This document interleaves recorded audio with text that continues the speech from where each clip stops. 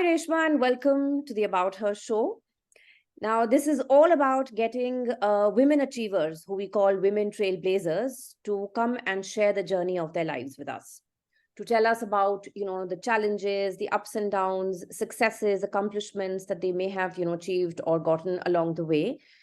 And this not only gives them a platform to talk about their journey and about their work, but it is also a way to inspire listeners, women who are listening in and who have aspirations, who want to do something, but are just not able to, just kind of get over whatever is holding them back. So we want to inspire and motivate them. And ultimately, we want to build a community of women who are there to help, support, empower each other. So, welcome to the show, and thank you so much for being here. Thank you so much for having me on your show. I think it's a complete honor to be a part of your podcast. Well, I'm so glad you say that, you feel like that. Okay, so let's then dive in and tell us a little bit about your childhood, early life, and how you think those experiences, shaped your personality or made you the kind of person that you are today. Sure. So I was born and brought up in a very small town, Agra. Okay. As we all know, the city of Taj. Yeah. Though my parents hail from Rajasthan. So my father is from Udaipur and my mother comes from Ajmer.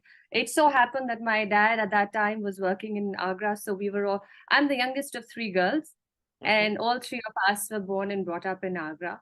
Our house was full of literary and cultural influences, if I may say so, all through my growing up and formative years. My grandfather, who was attached to the court in Mewar, and I'm talking almost of about a century back, or maybe even more. Okay. He was exposed to, the finest things of life. It translated to a lot of prose and poetry for him in his own life. So I'm kind of trying to trace back to our upbringing and the influences that we were surrounded with when we were growing up in terms of how our parents brought us up. Because I think my grandparents and my grandfather was way ahead of his time. As I'm saying, we're talking of almost 80, 90 years ago. And they were in Udaipur. And my grandfather indulged in a lot of prose, poetry. I think art for him translated like that in his life. He was a reader at the then Morris College in Nagpur. I don't know what it's called now. Okay. And he was the head of the Department for English Literature. Okay. So, yes, so back then he really kind of pushed my aunts and my uncles to study. And my eldest aunt was the first lady to graduate out of the Rajasthan University. Wow. And later on, she went and she made a name for herself, and she won a Padma Bhushan in what is now called Gadda Kavya, which is prose poetry in Hindi. Okay. So, the family was very deeply entrenched in these cultural, literary kind of influences that we grew up with. My father was also a man of very fine sensibilities. So I think while we were growing up, we were surrounded by all of this.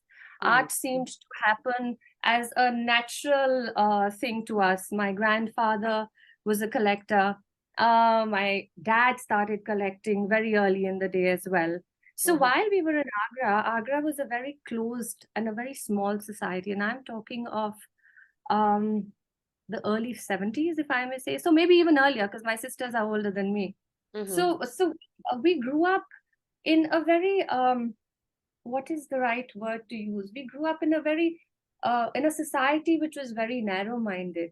But our parents and their outlook, because of how they were brought up, it seemed like we didn't belong there. It seemed like our parents had this totally different view towards life and how the girl child needs to be brought up, etc. So we never felt like we belonged to that small little world that Agra had kind of set out for us.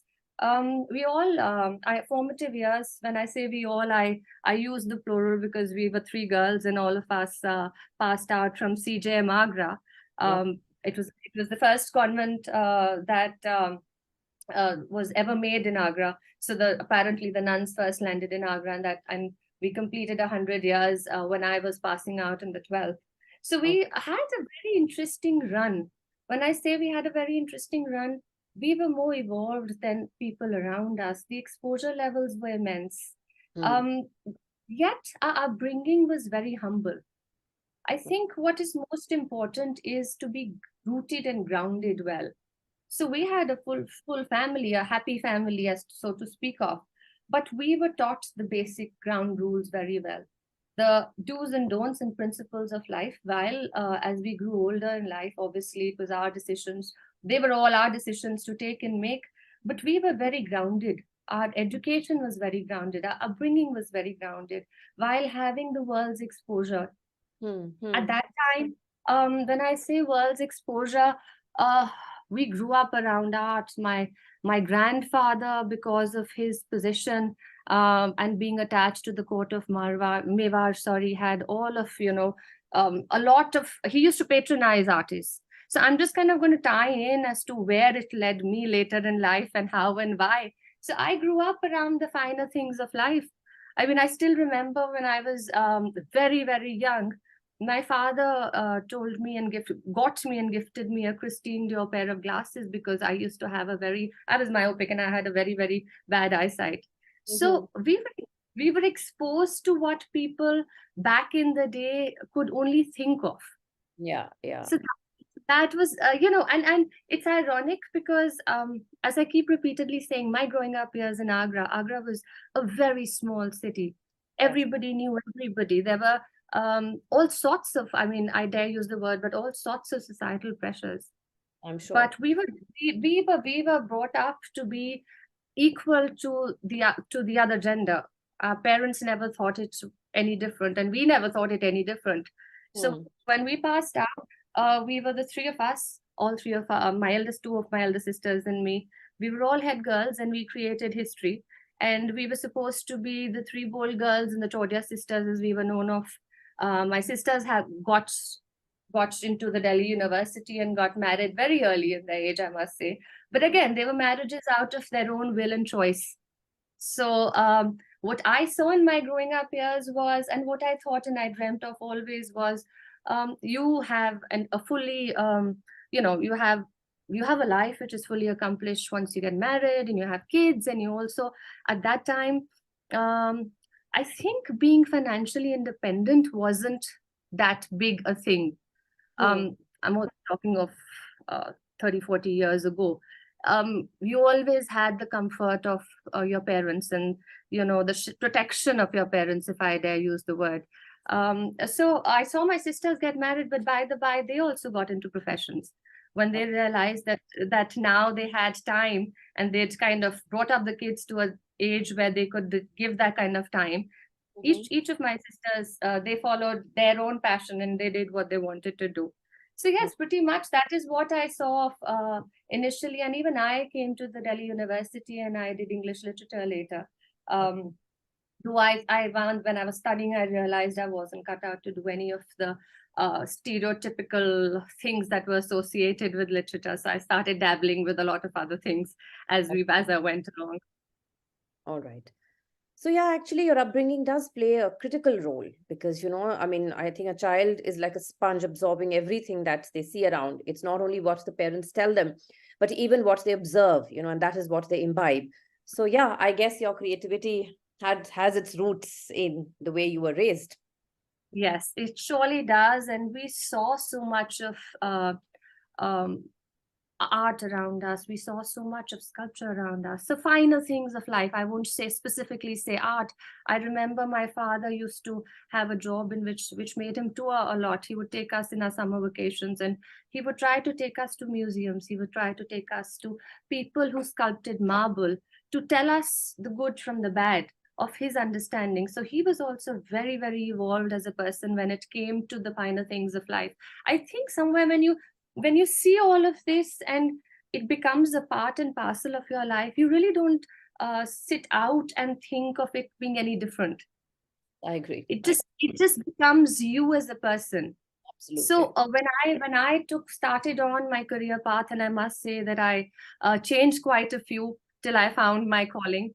Mhm. Everything that I did was related to luxury, to lifestyle, to the finer nuances that people could probably look at, whether it was dabbling in silver, or it was uh, doing. I had my own label, and I with a partner and a friend, and we used to create garments, Indo-Westerns and stuff. However, these were all very short-lived, and then as the story goes, and I think in the podcast I'm going to talk about it as to how we decided to kind of start in a gallery. And I think everything was just building towards it. So Yeah. all these were life experiences that I was going through, and I probably knew that it was being directed in this direction. And it's been 8 years out. 2016, yes, is when we started the gallery. So it's been a while now. All right. So tell me, as a child, did you have any aspirations or any dreams in particular which you thought you would, achieve later in life? Yeah, sure. I think everyone does grow up with aspirations and dreams. And I had sisters who were achievers. My elder sister was a state level orator, and she used to participate in all these debates and dramatics. And the middle one was a state level table tennis champion. And I was good at neither. So, being the youngest, either you shy away or you excel. So I think my mechanism was, I'm not going to go down this route because this sister excels at it, and I don't want to be pitched against her, and I don't want to be pitched against this one. But while I was studying, I realized I had this great love for biology and medicine. And this is a funny story because now it's become a story. And I was preparing for my entrances. This is typically in your 12th, you start studying for your entrances and stuff. Yeah. And one day my dad walked up to me and said, but why are you studying for medicine? I said, because Dad, I want to give my entrances. I know it's it's going to be a long haul if I make it, but I want to see if I can. And, my father being my father and being so liberal minded as well, at the same time, he told me, so honey, you do what you want to do. But if I find the first right man when you're in first year of college, wherever you are, whether you're studying medicine or wherever you are, I think I'm going to ask you to tie the knot and get married. Okay. So that made me think. That made me think. And I think also the lazy bit of me said, oh, 8 years, that's a lot of rigorous hard work. And it's going, you hit your 40s, and that's the time you become a successful doctor, surgeon, whatever you plan to follow. So I said, okay, then maybe not. And I dropped my preparation, and I told my father, I said, I'm going to apply to the DU. And I wanted English, I wanted to do English honors. So I made it through JMC, and the rest is history. So yes, my aspirations were to, as everybody's at that age, to be married, to have kids, also to have a career at some point. But weighing and seeing what, I think I was too young and too naive at that time to realize that it takes a balance between a personal and professional life, to be very honest. But life had different plans for me. Well, as it always does, I think. Yes. All right. So just tell us a little bit about what you do currently. I mean, your art and your gallery. I mean, what exactly do you do? Sure. So while I'm going to track back a couple of years, my sister's son. So as you see, we're a close-knit family, and I think that also makes a lot of difference. I keep referring back to my parents and my sisters because they've played a pivotal role in where I am today, and how they've supported me through my journey, because I pretty much have been the rebel of the family in every which ways, and managed to get away with everything as well because I was the youngest. And they stood by me. So my nephew comes back after graduating from Singapore. This is my middle sister's son. And he says, in Hindi we say Mausi. So they refer to me as Mausi. And he said, I have flipped burgers and I've saved very little money. I want to go and procure some art, but I want to procure art as an asset class. So I just don't want to go and buy anything that I fancy or anything that looks pretty, but I want to invest that money in art. Okay. That was a very deep thought for a 22-some-year-old boy coming back. And at that time, all that they're thinking of is how can they get themselves their Nike shoes and their fancy watches. So we said, okay. And we started doing the rounds of the galleries in Delhi. And there were galleries, there still are galleries, who work with contemporary younger mid-career artists. But it so happened at that time that the corpus my nephew was looking at investing was minuscule as compared to what we were seeing out at the galleries. So that got the both of us to think, especially me. And we came back and we said, you know what? It was very encouraging to see a 23-year-old boy come up and think of art as an asset class, to think of art as an investment. Yeah, yeah. To it got me thinking that there would be so much of the youth today who could actually be thinking of art as an asset class. And we all know of the masters, we've all heard the bigger names, we've all know that Razas and Hussains and Susas today are great investments, etc., etc. Yeah, but that needs a pretty deep pocket. Yes. And that needs, I would also say, a 23, 24-year-old, it's almost unaffordable until unless it's your parents who are getting it for you. So that is when we came by the idea of working with younger and mid-career talent and trying to put them out and for a collector who's much younger as well. So when we initially started Art Explore, we were experimenting on the online platform. We did not have a physical space. We had signed up over 100 odd artists, and they were all in their initial first few years of their career, which made it relatively more affordable for a younger collector. Yeah. So the premise that Art Explore was set up and was the idea was born was to provide art to a younger collector who looks at art as an asset class. Okay. So great. And I totally agree with you that for somebody as young as 23 to think of this as an asset class, yes, commendable. But I guess this is again your genes. He also Yes. inherited some of those, so definitely that has to do with that. Okay. So he and I, we partner in Art Explore. He's the silent partner. I'm the face of it. I mean, but since the idea was born between the both of us, we came together to create Art Explore. And now, as we went along, we also realized that India at that time didn't have much of an appetite for people to buy art online. So when you're looking at a decorative piece, when you're looking at a certain price point, things have changed from then to now. I'm also talking of a journey of 6-7 years. But when we started, people weren't very happy buying art online. So this whole thing of the physical look and feel, I think we've all moved from there, whether it's garments or it's anything that you buy online, even for that matter, groceries. We've all made that shift in our life of being able to accept an e-com platform for everything which we did physically back in the day. So that shift also we saw, but however, then we realized that we needed a physical space. So we opened up a gallery in Hoskas Village. Okay. Yes, we had that place for I think over 3-4 years, and then we moved to a much larger place in Panchil Park. So currently I have a 3,500 square foot place in Panchil Park. We work with mid-career and younger talent, and we work with them and totally, like, it's crazy because the whole mentoring process from where we sign them up and till where we can show them. And when we show them at platforms like the India Art Fair and Art Mumbai. Now we are yet to take them abroad, but we hope to take them to Art Basel and Frieze one day.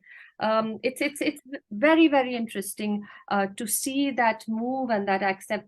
It takes people, because it's very easy to recognize or remember a name which you have heard over and over and over and over again. I'm not only talking in the art field, I'm talking across. So say whether it's a Bill Gates, we know we've heard the name. Say it's Picasso, we've heard the name. It's Shah Rukh Khan, we've heard the name. So these are names which have a recall. What we try to do is we try to create that recall for all the artists we work with and for. We represent them, yes. we have a very, very strict process as to which we decide on who we want to work with and who we don't. Because if I'm putting myself out there for an artist and backing an artist, I need to be very, very sure about the person I'm working with. So tell me, I mean, of course, you started this something which was, I think, new in that sense and a big challenge, to try something like this, and especially art, which, involves such a lot of investment. So you must have faced challenges along the way. So could you elaborate on some of those? And also if you faced challenges because of your gender? Yeah, sure. So like in any other profession, when you are starting afresh, when it is a new venture, it could be any field. It could be the field of publishing. It could be the field of videography. Any field, you name it. If you are not short with challenges, I think you're the luckiest person alive. So yes, I started Art Explore in a space where art and galleries were being run either by people who had been there eons ago, second generation taking over, or galleries which came into existence maybe some 30 odd years ago, etc., etc. So it was a little difficult for me to break into that space, because till you don't build a certain amount of credibility in the art market and the art fraternity, it is definitely not an easy place, which means I have artists who are dependent on me for their livelihood. I need to keep the ball rolling for them. Investments do go down quite a bit. Since you do not come from the fraternity and you are trying to foray into a space which is largely new for you, there is a little bit of underlying pushback that you get from various agencies, but what really pays off is persistence. Yes. You need to be very sure of what you want to do. You need to have a vision which is as clear as can be. Nothing should matter but the path you want to take. So while there are times where everyone gets waylaid, I get waylaid, and you're going through a little bit of a not great month, and you're sitting and you're contemplating, okay, maybe we should start doing things which are more pleasing to the people. But you know what? You need to stick to the vision you have. Art Explore has found acceptability and credibility only because it has stuck to its vision. We put out artists there with the conviction that every artist we work with will be an asset value and an asset class for you for tomorrow. So you invest in them young, you invest in them today, they could be the bigger names of tomorrow. Absolutely. Absolutely. Yes. So yes, I think challenges galore, but now we've way crossed that space. Great.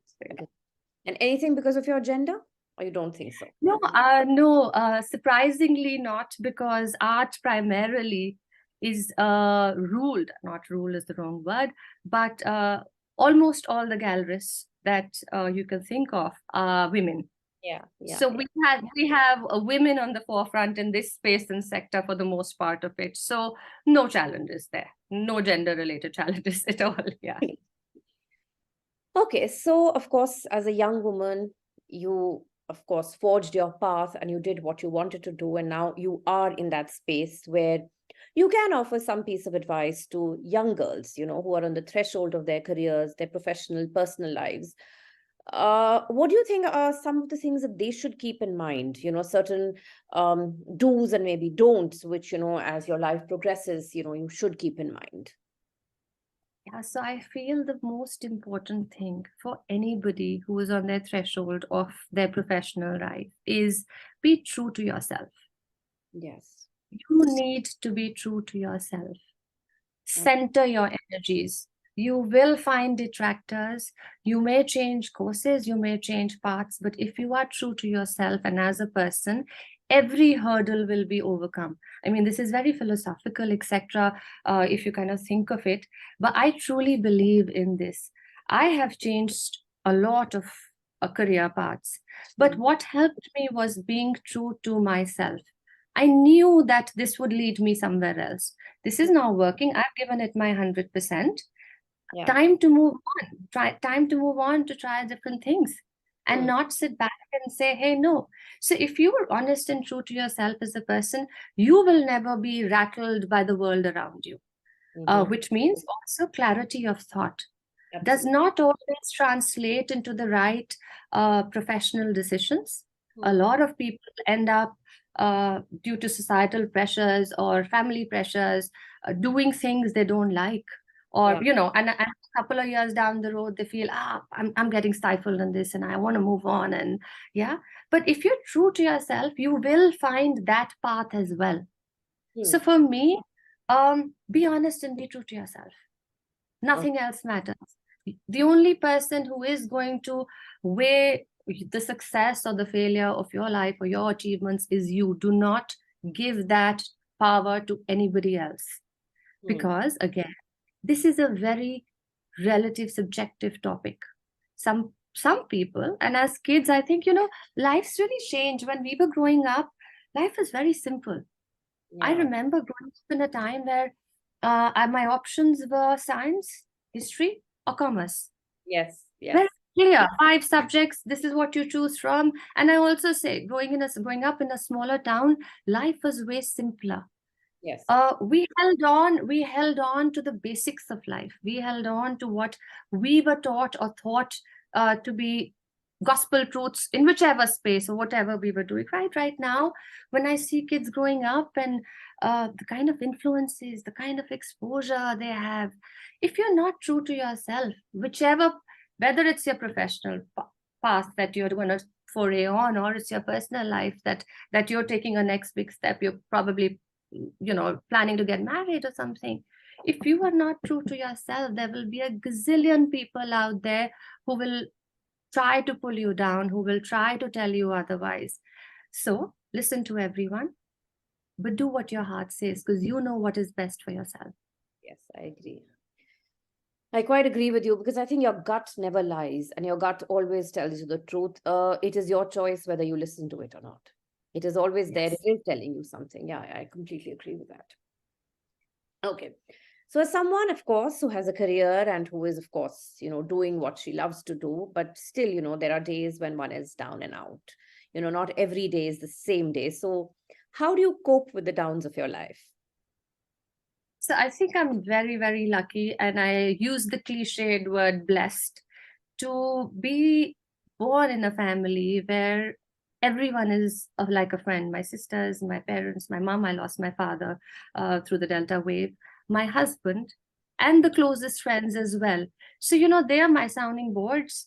They're people who I speak with and it is so natural to go into a low. There's a time when you feel, your life's plateaued and nothing's moving and you're trying to work towards it. And, you have a goal set in your mind and you inching towards it rather than running towards it. That's the time.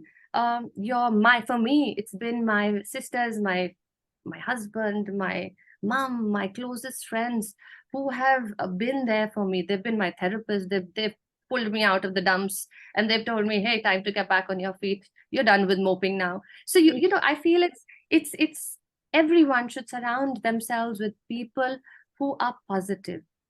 It Yes. could be family, as I'm saying. It could be your closest couple of friends. It could be your colleagues. I don't know which sphere, but surround yourself with people who understand you, because then you won't really need a therapist. You won't need to, feel like, oh my God, what's happening to my life? Yeah, I So agree. I've been very, very lucky to have a bunch of people around me who work as my sounding boards and have managed to really, really, if there's been a time and a situation in my life, they've been able to pull me out of it. So, yeah, I guess we all need that positivity. Of course, it may be difficult to spot those people and have them around you, but yes, I think that is what is important and critical. Yeah. Life has a way of teaching us things, knocking us down. And I guess when we don't learn something which it is trying to teach us, then it has a way of, teaching us by maybe some, through some harsh lessons. So, any harsh lessons or any lessons that you have learned in life which you would like to share with the listeners? Okay, so harsh not, but I will talk about a few experiences of my life, which I think have been beautiful and have been very instrumental in shaping the way I think. Okay. Uh, I would not call them harsh because um, they haven't been, they haven't been harsh. So Okay. I say I'm a destiny's child. I believe a lot in destiny. In my younger days, I would think I had the power to change my life. I thought I was the doer. I always felt like, this is what I am doing. I need results. It is all about me, me. Not realizing that there is a larger power in play. I believe in it. You can agree to disagree, but I really believe that there is a, a larger power out there. You could call it a spiritual power. You could call it energy. That you could call it destiny. I call it destiny. I feel yeah, I call it destiny. So I say there is this destiny at play while we are doing what we do and know best to our best capacity and ability, what we think we do. Given the moment today, I think this is what I'm doing the best right now. Yeah. Yeah. Destiny could have a different story altogether in store. So to cut the long story short, if I thought I had life charted out the way I thought I wanted it to be, I would have probably been married at the age of 22, 23 with at least 2, 3 kids by now, and also some sort of a career.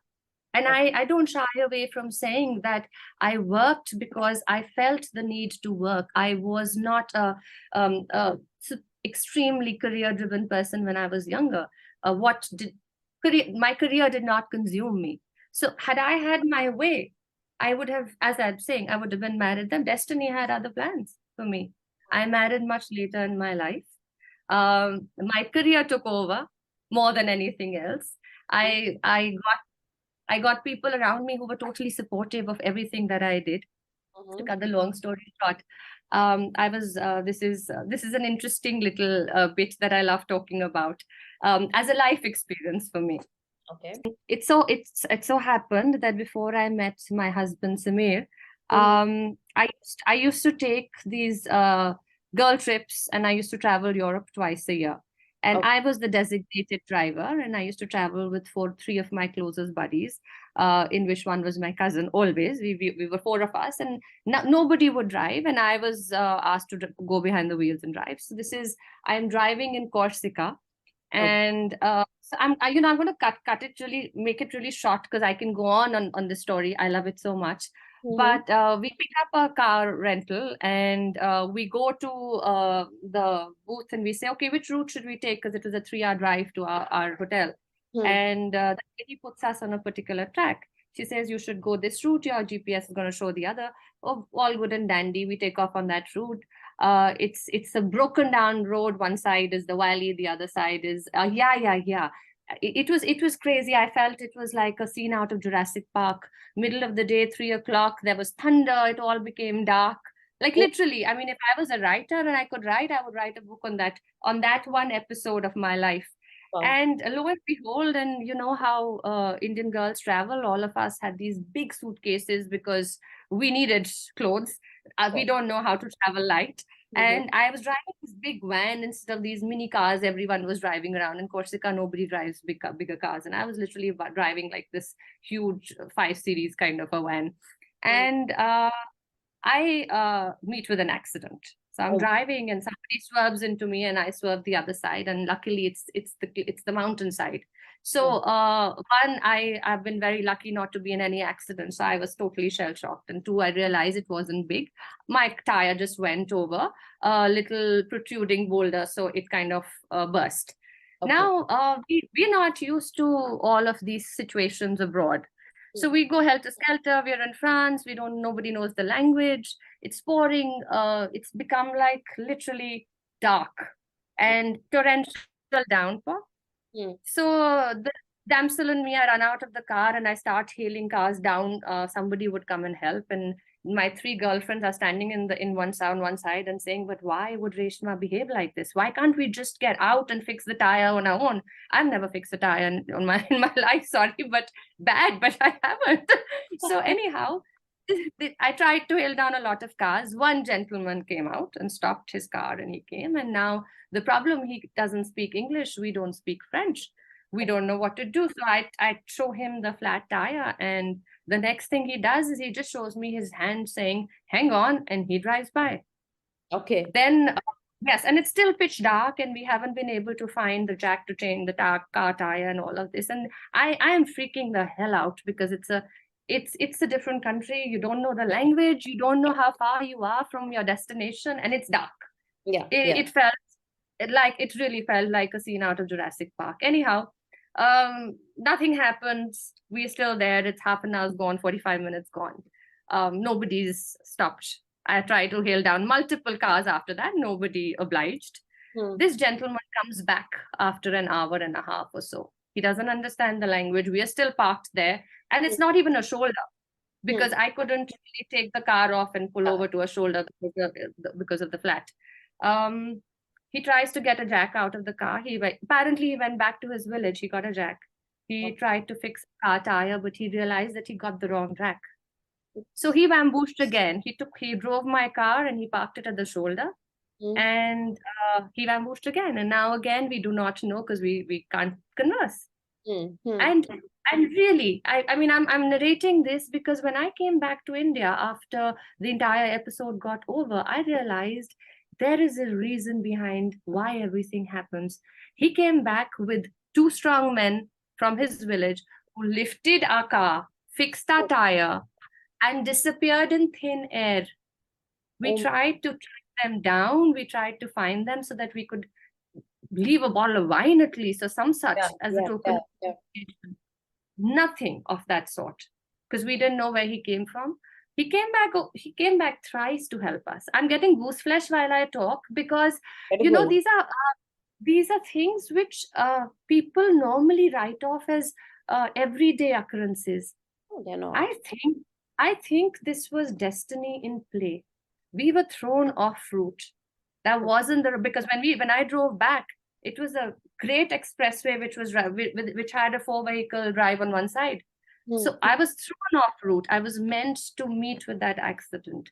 That gentleman, out of the hundreds I must have tried to hail down, stopped because at some point in some time of his cycle of births and rebirths, he owed it to all the four of us or to one of us to come and do that for us and just disappear in thin air. I mean, you think of it, and as I keep saying, I believe a lot in destiny. There is a reason why everything happens in life, and this you need to be a little centered with your energies to understand it. I only touch it at the periphery, and this touches me at the periphery. I'm not a spiritual thinker or a reader or much of that, but I relate things to my everyday experiences.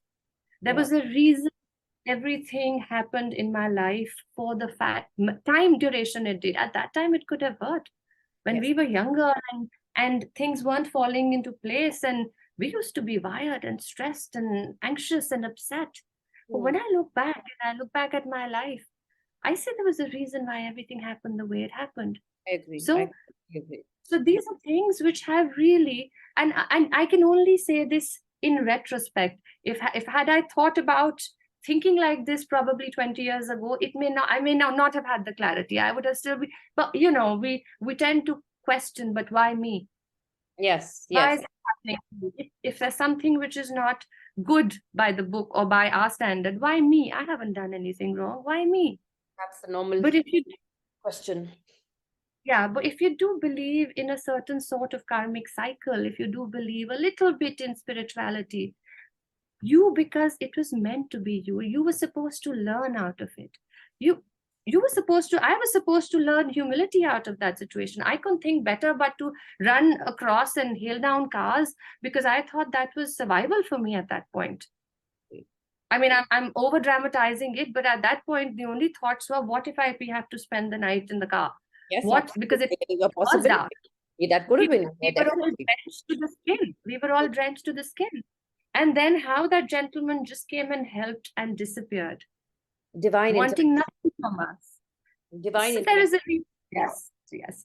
So we learn from all of our experiences, and I think for me, I've started reading a lot into interactions and a lot into why something could have happened. What would the reason be? Was Mm. I meant to take away from it, or was the other person meant to take away from it? Yeah, yeah, yeah. Yes, life has its way of teaching us things and, showing us things and showing us perspective, many times.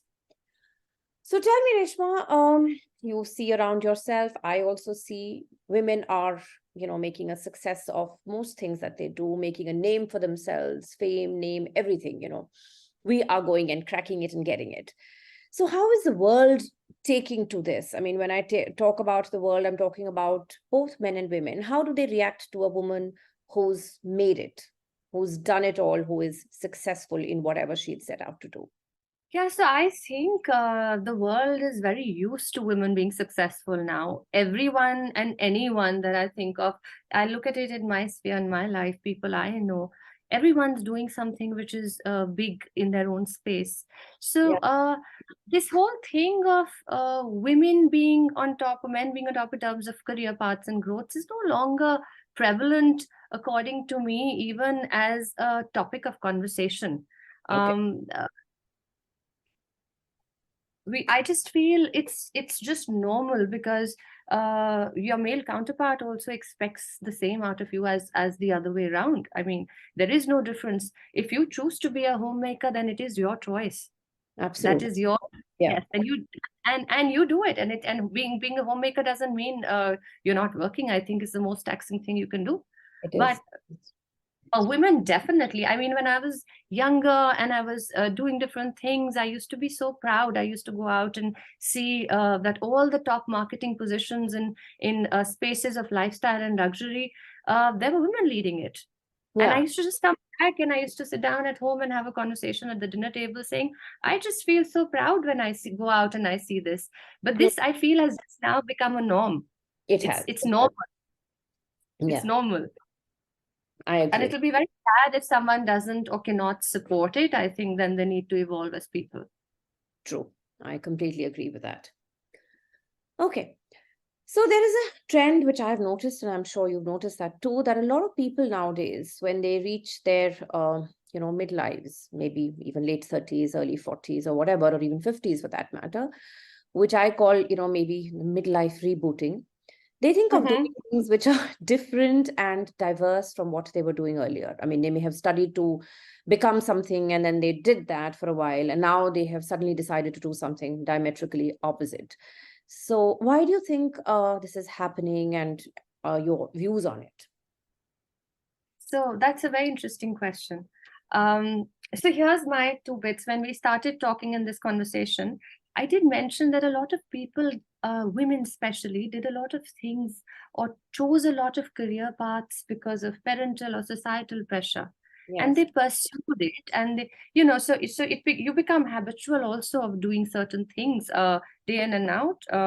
I feel it's like auto programming that goes on. So you are you studied a certain space or a certain field, and you know that you this is the maybe you take up a job or you start your own work or whatever it is. And at some point when you've given it enough time and Hmm. you've given it enough um, hours, manpower, man hours, and you've realized, and now there are no societal pressures, because when you hit your mid 40s, your 50s, your kids have grown up pretty much for most of everyone.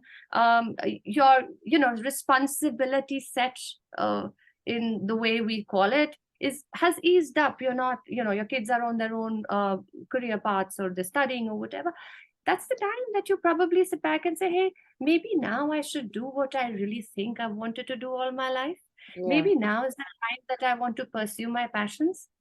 Maybe Yes. now is the time I just want to experiment. I'm so done with doing what I've been doing for the last 40 years, 30 years.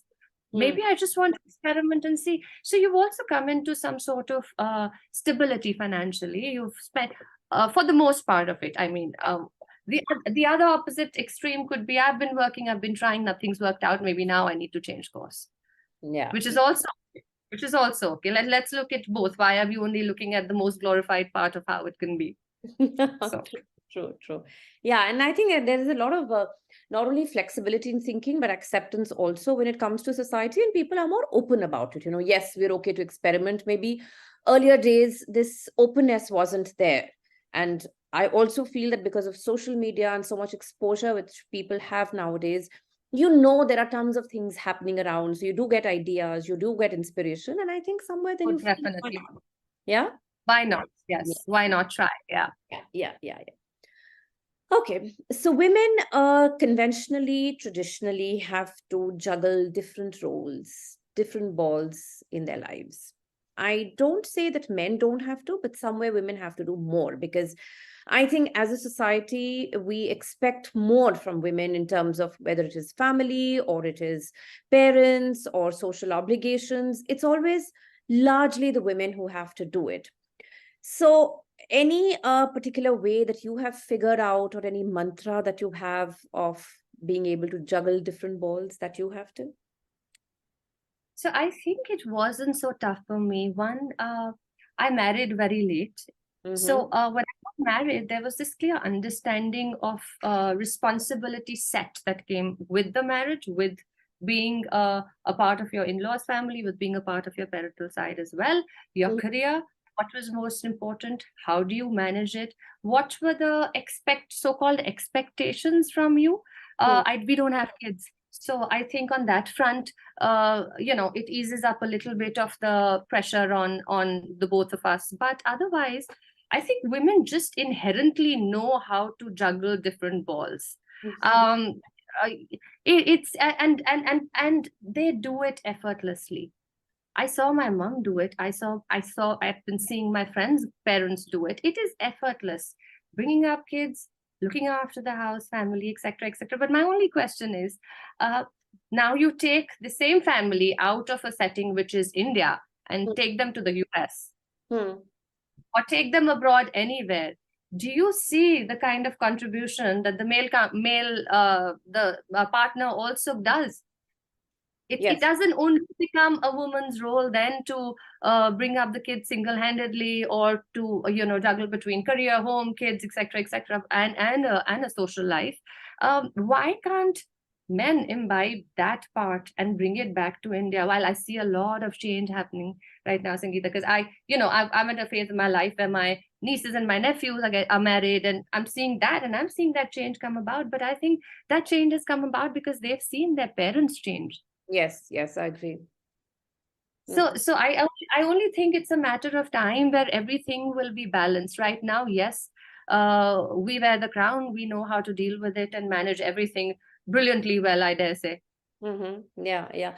Though I still feel that even out there, yes, women do tend to kind of, they still have more responsibilities, and still maybe because, like you said, we are inherently more capable, if I may say so, or we are built Yes, we that are. way, wired that We way, know that how to we multitask easily well. know how to multitask, which Yeah, somewhere men fall short of. Yeah. All right. completely. Yeah. Okay. So where do you see yourself 10 years from now? I hope with an international presence, Art Explore going international, and a few more galleries in India, Wow. with my artists reaching where we have planned them to see, where we want to see them. So Hmm. growing by leaps and bounds, we're working towards it. The rest is all left up to destiny. Destiny, yes, but all the best. And I firmly believe that if you manifest something, you do get it. Yes. And you get it when you're supposed to get it. You get it when you're supposed to get it. So bide your time. Yes, you're right. Yeah. All right. So finally, Reshma, can a woman have it all? Oh, absolutely, yes. There are no two ways about it. I think women have it all. It's They not already a question again. They already have it. They know how to manage. See, we're also talking about maybe the 10% that we see around us and the kind we see around us. Now, if I go down to tier 2, tier 3, I may not be the right person to answer this question because the dynamics change, the Yeah. societal dynamics change over there. But we're talking about what we see around us. Definitely women have it all. All right. Okay, so thank you so much. It was indeed wonderful talking to you, and it's always good to get different perspectives and different viewpoints. Though, if I may dare say, I just feel that no matter where we all come from in terms of our backgrounds, educational backgrounds, otherwise cultural, societal, most women, or rather, if I may say so, all women, at the core are the same, face Yeah. similar kind of challenges, similar kind of difficulties, uncertainties, and I think that is where we all bond also, because we're able to understand the other person, the other woman, more than a man can ever hope to. So True. it's really nice having you, and I hope you enjoyed being on the show as much as we did having you. So thank you so It much. was absolutely a pleasure. It was lovely just talking to you, and I hope this continues, and I hope your podcast it grows by leaps and bounds. Thank you so much. Thank you so much.